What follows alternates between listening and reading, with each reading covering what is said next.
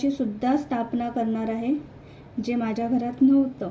तर या श्रावणात, या दुसऱ्या श्रावणी सोमवारमध्ये मी रुद्र यंत्र आज स्थापन करणार आहे आणि पहिल्यांदा माझ्या घरात आज रुद्राभिषेक होणार आहे. तर या पद्धतीत पाहू शकता तुम्ही, हे रुद्र यंत्र आहे, ज्याला आपण महामृत्युंजय यंत्रसुद्धा बोलतो. हे पहा, या पद्धतीत आहे आणि याची मी आता स्थापना माझ्या देवघरात करणार आहे.